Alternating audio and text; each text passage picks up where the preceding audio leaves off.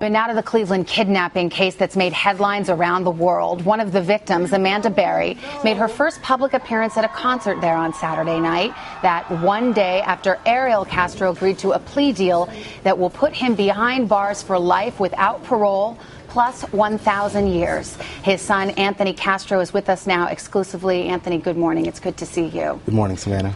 Let's start right there. What do you think of the sentence your father got? Did he get what he deserved?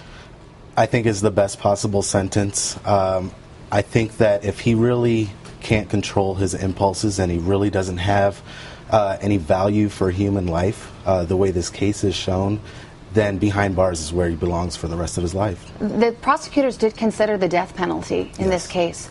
Would you have been okay with that punishment? It would have been tough to accept just because death penalty cases are you end up in court a lot, and so they come back a lot more often. I think this way is a lot better because, you know, he's put himself away and he will be away for the rest of his life. Would you ever visit him in jail? Right now, I can't see any scenario where I would go visit him. He's been lying to his family for the past 10, 11 years at every possible turn. I have no trust in him. I can't see myself going to visit him and giving him the opportunity to face me and lie to me again.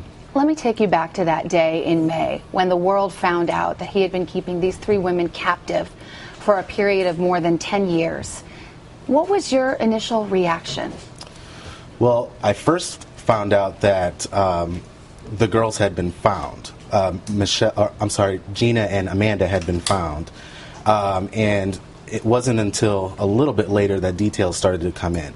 So my first feeling was, overwhelming joy, because this was a case where, it captivated our city for so long.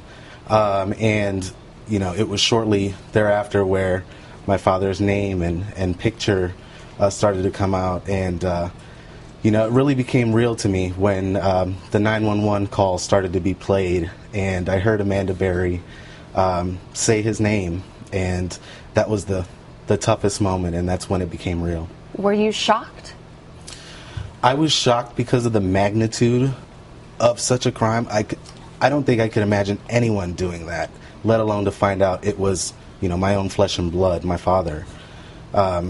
However, I did grow up in a house with a lot of fear and a lot of violence. And so the fact that this was a violent case, no, it didn't surprise me. Because you have talked about that. Growing up, you were abused.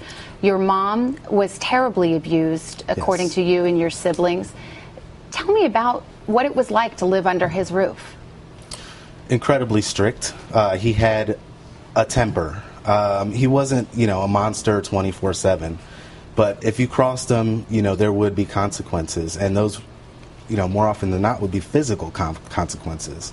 I remember crying myself to sleep when I was a kid because I was, my legs are covered in welts from belts, and seeing my mom getting beat up in our own home, and no one should ever have to see their mom, crumpled up in a corner in the floor the way I did so many times. So many people have wondered whether anyone in the family could possibly have known. Had you been inside that house on Seymour Avenue during the time period when we now know these three women were being held?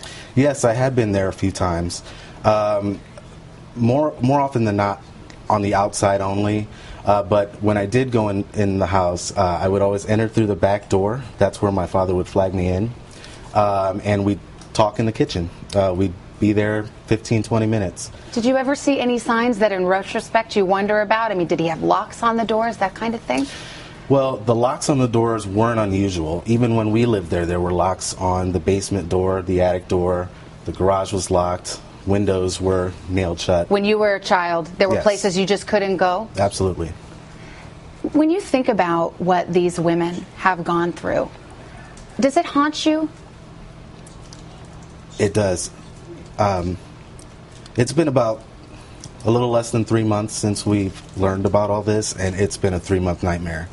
Obviously, nothing to compare to what the girls went through. But, you know, this has been incredibly hard. Do you think about the fact that this is your father, this is your flesh and blood? Is it hard to handle being related to someone who is capable of such cruelty? Absolutely. And what's horrifying is, you know, I have the same first and last name. I look in the mirror and, you know, I see the resemblance, and I think about what he did and how horrible it was, and I just can't help sometimes just being overcome with that. Your mom would have turned 50 tomorrow. Yes. In some ways, do you think about this as justice for her and what she went through? The fact that he will now spend the rest of his life in prison? I do. I really do. I think that she will be there. The first morning he wakes up in prison, you know, and the sun shines down, that's going to be her justice. It wasn't easy for you to come out, speak publicly, to show your face. Why did you want to? What message would you want to send? I really wanted to thank the people that were the closest to me and helped me through this. You know, my best friends and my coworkers have been incredibly understanding and have been there for me. And I really want to thank them for that. And I also want to just express how happy I am that because of all this, my father will never be able to hurt anyone ever again. And if you had anything to say to him, what would it be? I have nothing to say to him. Anthony Castro, thank you for being here this morning. We appreciate it. Thank you.